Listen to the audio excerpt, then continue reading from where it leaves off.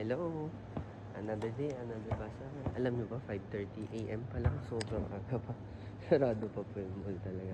Bakit napakaaga ko? Marami akong bazaar na i-deliveran and iniiwasan ko yung ah, traffic, diba? May Makati pa ako. Tsaka ako na rin magse-set up sa lahat para pagdating ng mga tao ko, set up na, diba? Yan, ito talaga yung mga sacrifice as a business owner. Pero okay lang. Alam ko naman susuportahan niyo ako. So, come journey with me today. Yan. So, ito yung first stop natin. Lucky Chinatown tayo. Around exactly 5:37. Nasa ganung oras pa na tayo. Yan. Ito. Ayusin muna natin itong mga to. Okay. And another sold out day na naman po kami. So, salamat. Tapos, ang dami rin po nag-order sa online. Grabe po. Dati pa isa-isa piraso. Ngayon, pa isa-isang box na. O, diba?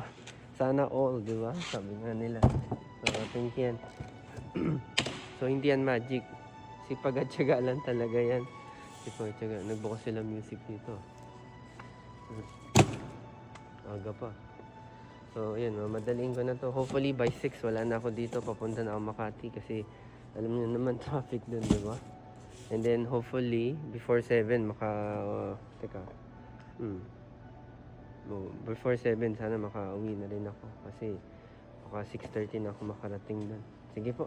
Later na lang po. Bye.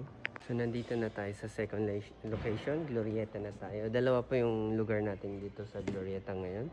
So, isa sa taas, isa sa baba. Ayan. So, ganito as a business owner. Ano talaga siya. Maaga talaga tayo gumigising. Siyempre tayo gagawa lahat, di ba? Pero eventually, siyempre, right now, I'm trading my time, di ba? For money. Ngayon, eventually, siyempre,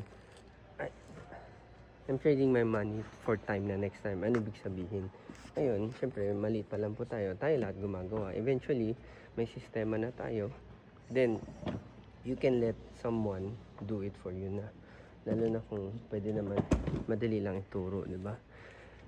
So, parang you pay them, di ba? And then, you find ways to earn more para you can afford those, di ba? So, you earn more, find more sale din, and then you can pay more, di ba? As of now, time check, nasa 6:10 pa lang po. So, around 30 minutes yung biyahe ko. Lucky Chinatown to Glorieta. So, may mga cars na rin despite before 6 pa siya. Okay, mag-set up po muna tayo. And see you next naman sa next destination. Third and final location na tayo. Sa Glorieta pa rin. So, dalawang Glorieta tayo. So, ito na yung pangatlo ko. Yan. Grabe, ano na. Around magsi-7 na po. So, bilisan natin. I woke out 4 o'clock. I woke up 6 o'clock. 6 o'clock ako nakarating sa first destination. Ngayon magsi-7 na. Final ano. Kailangan ko na rin makabalik para makaiwas din sa traffic. So, as a business owner na kagaya ng style ko, you can consider yung traffic. Okay? Dati kasi parang 30 minutes before, 50 minutes before. But that is not enough time for me. Kasi mag-prepare pa, you know. Dahil sa support nyo, marami na bumibili sa inyo kahit hindi pa open yung mall, diba? So, I'm very, very happy for that. May tao na doon, no? May konti-konti ng tao, no? Ano ba itsura? So, sa mga nagtataka behind the scenes, ano bang meron? Kapag sarado pa ang mall? Grabe, oh. Sarado pa. Minsan lang kung ganito ka-early dito. Pag linggo, madalas 7 na ako nakarating dito. 7. Tapos, hindi na rin ako nakakatulog. Pero, it would be nice, diba?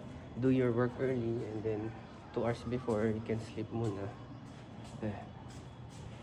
Yan, medyo bangag pa tayo. Ayan na, third and final location na tayo. Then after nito, alis na tayo. And then, tindihin ko na po yung mga online orders niya. Isa-isay na natin yung mga online orders natin. Grabe, ang dami po nagsasupport sa inyo. Very, very, very thankful po kami. Oh, liwanag dito.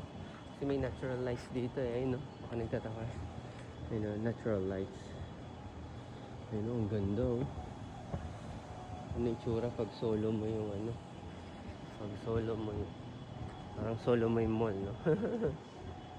Ayun, no, nandun yung bazaar natin. Iikot lang ako kasi may mga rampa eh. Iwas-iwas sa rampa, makasin. Ayun, ang dami pang sarado. Kasi maaga pa eh, 7. Parang 7 pa lang or before 7. Ayun, no? So, another sold out day na naman tayo.